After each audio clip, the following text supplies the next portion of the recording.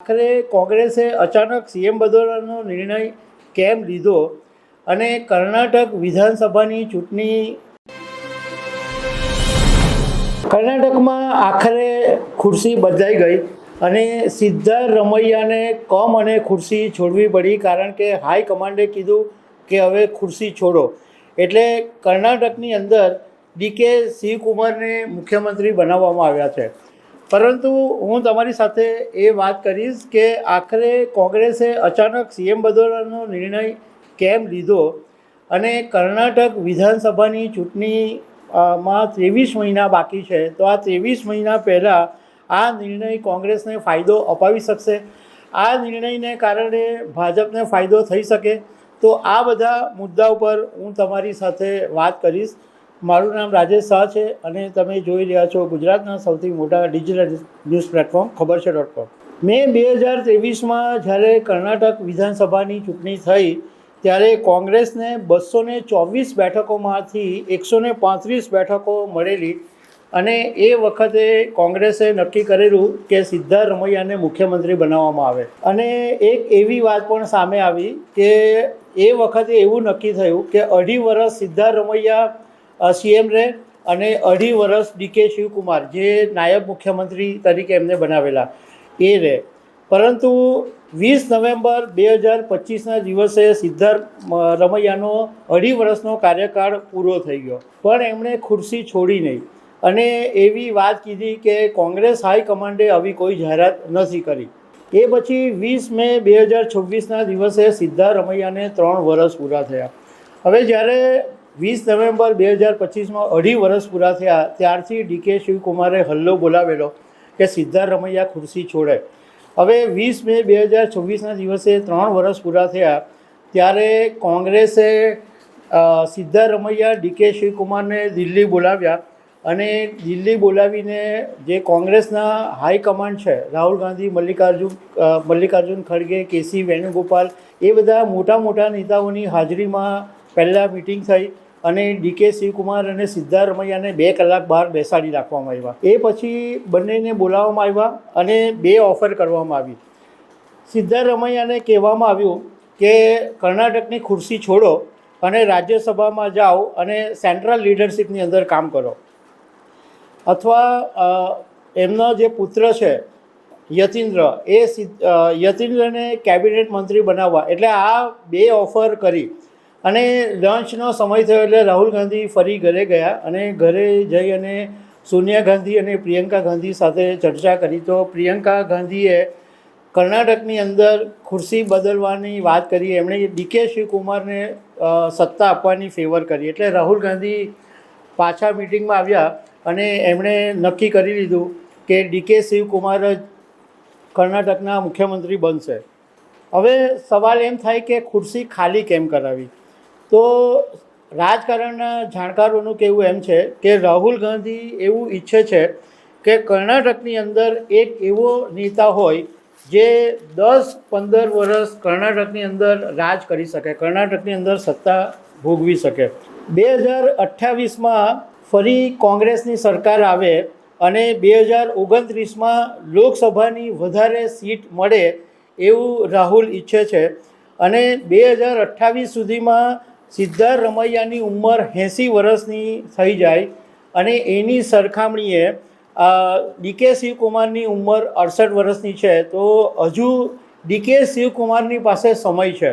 બીજું કે કોંગ્રેસે એ બાબતનું પણ થોડુંક ધ્યાન રાખ્યું કે સિદ્ધારમૈયા એકમાત્ર ઓબીસી નેતા છે, એટલે એમને ખુરશી ખાલી કરાવવાથી બળવો નહીં ઊભો થઈ જાય, એનું પણ કોંગ્રેસે ધ્યાન રાખ્યું. બીજું, સિદ્ધારમૈયાની ખુરશી છોડવા પાછળનું કારણ એ બી હતું કે સિદ્ધારમૈયાના કાર્યકાળની અંદર ભ્રષ્ટાચારના ઘણા બધા આરોપો લાગ્યા અને એમની સામે એક એન્ટી ઇન્કમ્બન્સી પણ ઊભી થઈ ગઈ. અને જો આ એન્ટી ઇન્કમ્બન્સી વધે તો એનો લાભ બીજેપી અને જેડીએસવાળા લઈ શકે, એટલે પણ ડીકે શિવકુમારને પસંદ કરવામાં આવ્યા. બીજું કારણ એ છે કે ડીકે શિવકુમાર કર્ણાટકના એકદમ પ્રભાવશાળી જે કહેવાય એ વોક્કાલિગા સમાજમાંથી આવે છે અને આ સમાજના લોકોએ કોંગ્રેસને ચીમકી આપેલી હતી કે જો ડીકેને નજરઅંદાજ કરવામાં આવ્યા તો એને સમાજનું અપમાન તરીકે ગણવામાં આવશે. અને કોંગ્રેસની અંદર આ જે વોક્કાલિગા સમાજ છે એ 15% વોટર્સ છે. અને જૂના મૈસૂર બેલ્ટ છે એમાં 61 વિધાનસભા આવેલી છે, જેમાંથી 39 કોંગ્રેસની પાસે છે. જોકે કર્ણાટકની અંદર લોકસભામાં કોંગ્રેસે ખાસું ઉકાળ્યું નથી. લોકસભામાં 12માંથી 2 સીટ કોંગ્રેસની પાસે છે. ડીકેને પસંદ કરવા પાછળનું સૌથી મોટું રીઝન એ બી છે કે ડીકે શિવકુમાર કોંગ્રેસના ફંડ મેનેજર તરીકે કહેવાય છે અને સંકટ મોચક કહેવાય છે. એમની સંપત્તિ 1413.7 કરોડ રૂપિયાની છે. અને એમણે અનેક વખત એવું જાહેરમાં કીધું છે કે બીજા રાજ્યોની અંદર કોંગ્રેસની અંદર કંઈ પણ મુશ્કેલી થાય તો એ મેનેજ કરવાની એમનામાં તાકાત છે. અને કોંગ્રેસની પાસે અત્યારે સૌથી મોટો ઇસ્યુ ફંડનો છે. તો આ ફંડ મેનેજ કરવામાં પણ ડીકે શિવકુમાર બહુ જ માહિર છે. હવે એ વાત કરીએ કે આ કર્ણાટકની અંદર સત્તા બદલાય અને ડીકેને ખુરશી અપાય, એમાં ભાજપ ફાયદો ઉઠાવી શકે. કર્ણાટકની અંદર બીજેપી 66 બેઠકોની સાથે બીજા નંબરની સૌથી મોટી પાર્ટી છે. અને છેલ્લી 2 વિધાનસભાની અંદર 36% અને લોકસભાની અંદર 46% વોટ મળેલા. અને સાથે સાથે બીજેપીની જે સહયોગી પાર્ટી છે જેડીએસ, એની પાસે 19 બેઠકો છે અને 15% વોટ શેર છે. એટલે કર્ણાટકની અંદર જે લિંગાયત સમાજ છે એમાં ભાજપ મજબૂત. જે ભાજપના નેતા છે યેદુયુરપ્પા, એમનો પણ લિંગાયત સમાજની અંદર સારો એવો હોલ્ડ છે. ભાજપ એમાં પણ ફૂટ પાડીને કોશિશ કરી શકે છે. એટલે ભાજપને અત્યારે 2 રીતના ફાયદો છે કે એક તો લિંગાયત સમાજની અંદર મજબૂત છે એટલે એનો લાભ મળે, અને આ ડીકે શિવકુમારના સમાજમાં પણ ફૂટ પાડીને લાભ મેળવી શકે છે. રાજકારણના જાણકારોનું કહેવું એમ છે કે આ કોંગ્રેસની સત્તા પલટો થયો એમાં ભાજપને 2 મુદ્દા મળી ગયા છે.